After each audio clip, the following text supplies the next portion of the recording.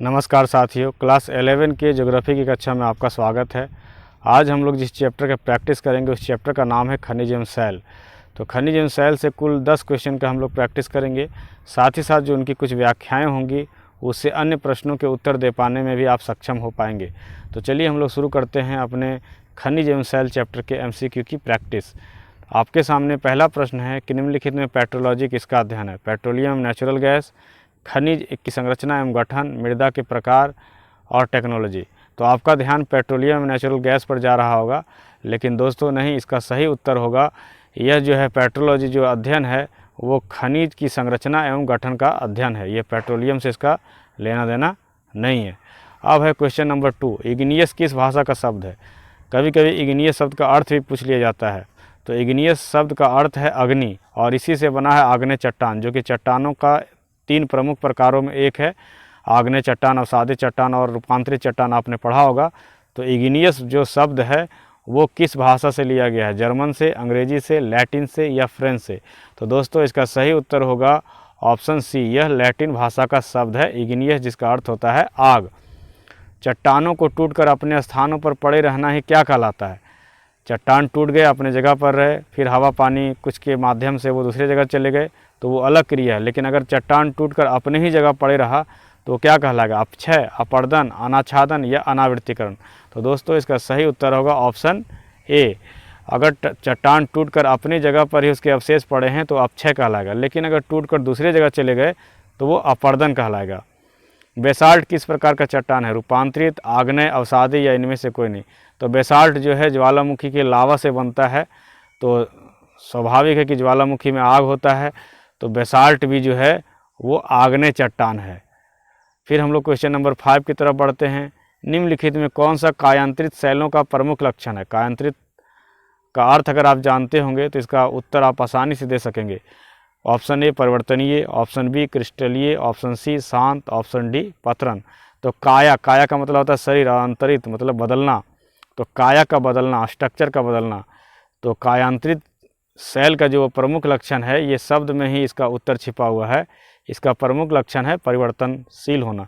ये मेटामॉर्फिक जो क्या बोलते हैं सेडिमेंट्री और इग्नियस चट्टान जो है उसके चेंज होने से मेटामॉर्फिक चट्टान बनता है, जिसे कायांतरित चट्टान कहते हैं, रूपांतरित चट्टान कहते हैं।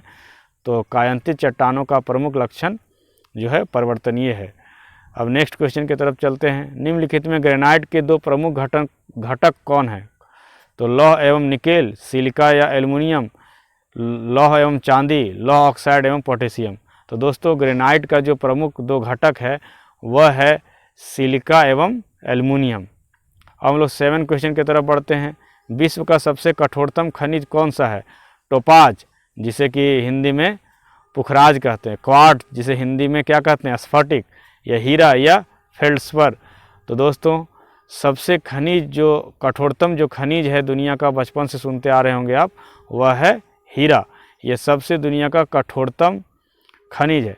वैसे एक कहावत सुना होगा, लोहा लोहा को काटता है, लेकिन हीरा भी हीरा को ही काट सकता है। हीरा को कोई दूसरा खनिज नहीं काट सकता है, क्योंकि हीरा भी सबसे कठोर धातु है। अब हमारे सामने नेक्स्ट क्वेश्चन है। निम्नलिखित में कौन सा खनिज अधात्विक है? तो धातु और अधातु 2 आधार पर बांटे जाते हैं। तो धातु के लक्षण भी आपने पढ़ा होगा, अधातु के लक्षण भी पढ़ा होगा। इससे आपको इस क्वेश्चन का आंसर भी पता चल जाएगा। कौन सा अधात्विक है अर्थात धातु नहीं है? लोहा, कोयला, सोना और तांबा। तो लोहा भी धातु है, सोना भी धातु है, तांबा भी धातु है। तो इसमें एकमात्र अधात्विक खनिज जो है दोस्तों वह है कोयला। अब लोग अपने सेकंड लास्ट क्वेश्चन की तरफ बढ़ते हैं। खनिज के चिकनी, समतल एवं कमज़ोर सतह को क्या कहते हैं? विदलन विहीन, विभंग, विभंजन या विदलन तल? तो आप याद कर लीजिए, वैसे इसमें ट्रिक लग सकता है। समतल और यहाँ पर है विदलन तल। तो चिकनी सतह जो होती है खनिज की और कमज़ोर सतह जो टूटती है उसको कहते हैं विदलन तल। तो इसका सही उत्तर होगा विदलन तल। अब हमारे सामने लास्ट क्वेश्चन है। इनमें से कौन सा लौह खनिज नहीं है? तो खनिज भी 2 तरह के होते हैं, लौह खनिज, अलौह खनिज। धात्विक खनिज में लौह खनिज और अलौह खनिज होते हैं। तो लौह खनिज का मतलब केवल लोहा नहीं होता है, उसके साथ ही कुछ और भी उस तरह के सेम प्रॉपर्टी वाले खनिज होते हैं। तो इसमें कौन सा लौह खनिज है? लोहा, मैग्नीज, क्रोमाइट या इनमें से सभी? तो दोस्तों इनमें से सभी जो हैं वो लौह खनिज में इनकी गिनती होती है। तो इस प्रकार हम लोगों ने आज 10 प्रश्नों का प्रैक्टिस किया और इन 10 प्रश्नों के अलावे भी हम लोगों ने बहुत सारे प्रश्नों का उत्तर देने में अपनी जो है कैपेसिटी डेवलप की। जैसे अगर आपको पूछा जाए कि टोपाज का हिंदी नाम क्या है, तो हमने व्याख्या में बताया कि पुखराज। क्वार्ट्ज का पॉपुलर नाम क्या है, तो स्फटिक। फिर इसी तरह करके मैंने ये बताया कि मेटामॉर्फिक चट्टान जो है वो कैसे बनता है, तो वो आग्नेय चट्टान और अवसादी चट्टानों से के रूपांतरित होने से बनता है। जैसे कि चूना पत्थर के रूपांतरित होने से ही संगमरमर बनता है। तो दोस्तों इस प्रकार से हमने बहुत सारे प्रश्नों का आज प्रैक्टिस किया। अगर यह वीडियो आपको अच्छा लगा हो, ये चैप्टर आपको अच्छा लगा हो, तो आप लाइक ज़रूर करें, कमेंट ज़रूर करें और अपने दोस्तों में 11 के दोस्तों में शेयर करें। तो मिलते हैं इसी प्रकार के अगले वीडियो में। तब तक के लिए जय हिंद, जय भारत।